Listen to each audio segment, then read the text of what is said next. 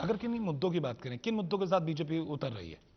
बिजली, मैंने आपको बताया हमारे लिए 5 मुद्दे सबसे बड़े जी। महत्वपूर्ण हैं। एक है महंगाई, दूसरा है भ्रष्टाचार, तीसरा है बिजली, चौथा है पानी और पांचवा है महिलाओं की सुरक्षा। महिलाओं की सुरक्षा को लेकर बीजेपी बार बार कांग्रेस सरकार पर हमला बोलती आई है, और देखना होगा क्या सचमुच सुरक्षा दे पाते हैं, तो वक्त बताएगा। जनता अगर आपको चुनकर भेजती है। लेकिन यहां शीला दीक्षित बार बार यह भी कहती रही है, और कांग्रेस के वरिष्ठ नेता भी, कि बीजेपी के जो नेता हैं वो अपनी मर्यादा तोड़ रहे हैं। चाहे नरेंद्र मोदी जी की बात कर लें, जो पीएम पद के उम्मीदवार हैं आपके, वो बार बार राहुल को शहजादा कह के बुलाते हैं, जिसे लेकर कांग्रेस के नेताओं ने रिएक्ट भी किया है कि हम भी अपनी मर्यादा तोड़ सकते हैं। तो आपको लगता है कि बीजेपी की तरफ से मर्यादा तोड़ी जा रही है? मोदी जी ने उसका बखूबी जवाब दिया था। उन्होंने कहा था जी आप वंशवाद समाप्त कर दीजिए, हम शहजादा गाना बंद कर देंगे जी। लेकिन जिस तरह से और आरोप भी लगे हैं कि जिस तरह से बार बार अमर्यादित होकर बातचीत की जाती है, बयानबाजी की जाती कोई है, एक बयान बताइए जो अमर्यादित हो। वो तो बार बार ये कहते हैं कि आरोप जो वो लगाए जा बार रहे बार इसलिए कहते हैं कि देश और दिल्ली के अंदर जो विकास नहीं हुआ हैं। उसके उनके पास जब जवाब नहीं है, तो वो ऐसा ही कोई सवाल उठा लेते हैं और उस पर बोलने दें ताकि मुख्य मुद्दों से भटक सकें। विकास की बात आपने की, क्या आपको लगता है दिल्ली में विकास नहीं हुआ? सड़कें बनी हैं, फ्लाईओवर्स बने, इस पे कुछ कहें? सड़कें भी बनी, फ्लाईओवर भी बनी है। सड़कें बनी हैं, उनमें गड्ढे हैं, उनमें भारी भ्रष्टाचार है, ये नहीं पता चलता सड़क में गड्ढा है या गड्ढे के अंदर सड़क बनी है। फ्लाईओवर से रोटी तो नहीं मिल सकती ना। अभी सिग्नेचर ब्रिज बन रहा है, उसके ऊपर आप 1100 करोड़ रुपए खर्च कर देंगे। जिस समय बनना शुरू हुआ था उस समय 500 करोड़ का बजट था, अब 1100 करोड़ का बजट है। आप सिग्नेचर ब्रिज से तो कोई अधिक लाभ नहीं होने वाला, सिर्फ वो टूरिस्ट अट्रैक्शन बनाने के लिए। जिस दिल्ली के अंदर टॉयलेट्स ना हो और लोगों को बेसिक फैसिलिटीज ना मिल रही हो, आज भी सड़कों पे माँ बहनों को जाना पड़े, तो आप ये अंदाजा लगा सकते हैं उसके अंदर क्या विकास नाम की चीज होगी। 50 लाख लोग अनाधिकृत कॉलोनी में हैं, 30 लाख लोग झुग्गी झोंपड़ियों में बसते हैं, 10 लाख लोग स्लम के अंदर हैं, 3 लाख लोग सड़कों के ऊपर पड़े हुए हैं जी, रैन बसेरों के जगह नहीं है। तो आप समझिए इसको क्या कहेंगे, विकसित दिल्ली कहेंगे क्या आप? एक बार दिल्ली का, मैंने आज अपने बयान में कहा है, राहुल जी एक बार मेरे साथ भ्रमण कर लें दिल्ली का, तो उनको दिल्ली की वास्तविकता पता चल जाएगी कि ये एनडीएमसी का जो एरिया है, जिसमें 1 रुपए की जगह 100 रुपए खर्च करके इसलिए आप चमकाते हैं जी। क्योंकि यहाँ विदेशी डिप्लोमेट और दूसरे लोग आते हैं। पूरी दिल्ली ऐसी नहीं है। 80% दिल्ली के अंदर मूलभूत सुविधाएं नहीं है, ना सड़क, ना सीवर, ना बिजली, ना पानी। बिल्कुल। कांग्रेस कहती है कि जिस तरह से बीजेपी लगातार आरोप लगा रही है, या आप भी यही कहती है कि एमसीडी में तो बीजेपी का राज था, लेकिन वहां पर भी स्थितियां नहीं सुधरी। कौन सी स्थिति नहीं सुधरी? वो कहते हैं, चाहे फॉगिंग की बात कर लें, अभी डेंगू का जिस तरह से कहर बरपा था, वहां पर प्रॉपर डेंगू, व्यवस्था नहीं थी। डेंगू की समस्या पता है आपको क्या है? डेंगू साफ पानी में पैदा होता है जी।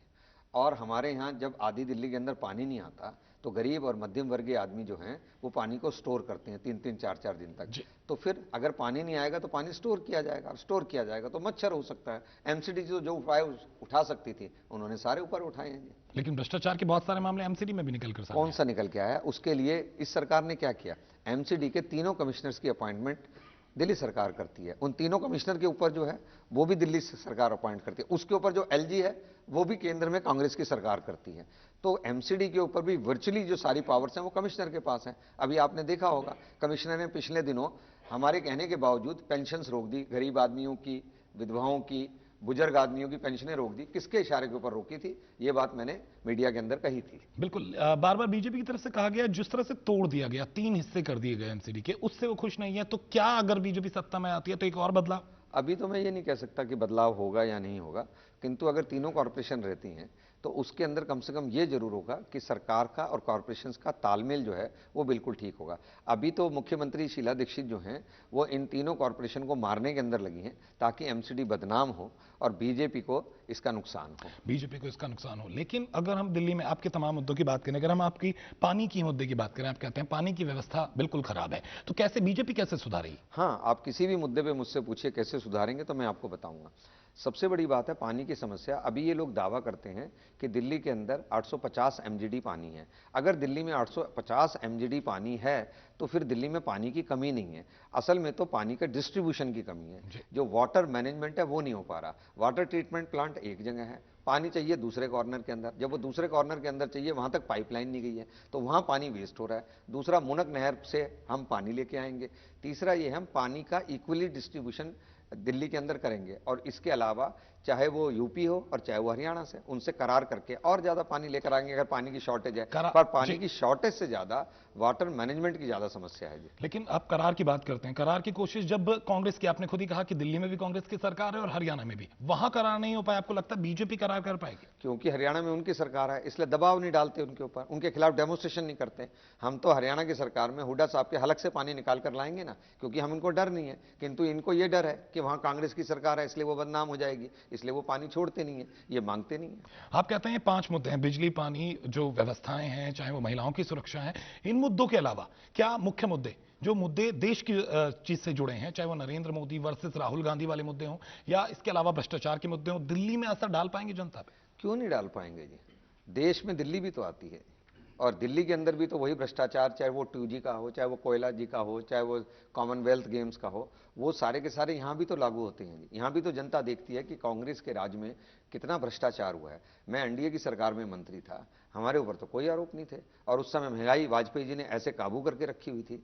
तो वो जमाना अब लोग याद करते हैं कि भाई एनडीए की सरकार जो थी वो जनता के साथ थी, गरीब जनता के साथ थी।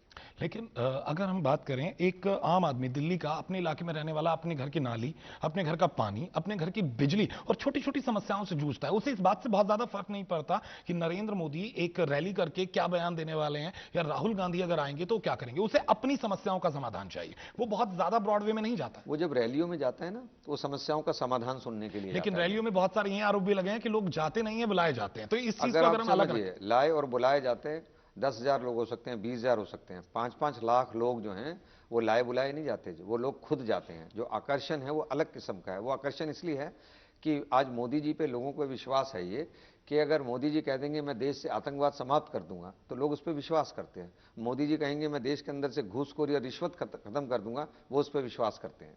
अगर हम महिलाओं की सुरक्षा की बात करें तो क्या रणनीति सोची है बीजेपी ने अगर वो सत्ता में आती है? देखिए, कुछ सबसे नया? सबसे बड़ी बात यह, जो सुरक्षा नाम और कानून व्यवस्था है वो डर से होती है जी। अभी इस गवर्नमेंट का भी डर नहीं है और अभी इस पुलिस का भी डर नहीं है। हमारे शासन के अंदर डर होगा, अपराधियों के अंदर खौफ होगा, और जनता बेखौफ होगी जी। अपराधियों को लगेगा कि कोई अपराध किया तो वो पकड़े जाएंगे, और पकड़े गए तो छूट नहीं जाएंगे। इनके राज में तो ये है कि हम पकड़े नहीं जाएंगे, और पकड़ गए तो ले दे के छूट जाएंगे। लेकिन अगर हम बात करें बीजेपी के कुछ और प्रदेशों की जहां पर बीजेपी की सरकार है, ऐसा नहीं है कि वहां अपराध खत्म हो गया, अपराध तो वहां भी है। अपराध खत्म होने की बात नहीं, अपराध कम होने की बात है। जिस समय आप सारा सिस्टम चलाते हैं, थाने लगाते हैं, डीसीपी लगाते हैं, कमिश्नर बिठाते हैं, तो इसका मतलब इसीलिए बिठाते हैं ना कि कल अपराध हो सकते हैं। किंतु उन अपराधों को रोकने के लिए कारगर कदम तो होते हैं, इसी को गवर्नेंस कहते हैं। कहीं ऐसा तो नहीं विजय जी कि जब चुनाव की बात है तो दावों की तश्तरी में वादा परोस दिया गया, निवाला नहीं बन पाएगा? क्यों नहीं निवाला बन पाएगा जी? ऐसा क्यों लगता है आपको निवाला नहीं बन पाएगा? हम तो हमारे चाहते हैं आप कार्यकर्ता जो बताएं। है जी बहुत परिश्रम करते हैं, बहुत मेहनत करते हैं जी। और वो मेहनत करके अभी हमने उनको कहा है कि डोर टू डोर जाओ जी, हर घर का दरवाजा खटखटाओ और उनको बताओ कि कांग्रेस के कुशासन को समाप्त करना है।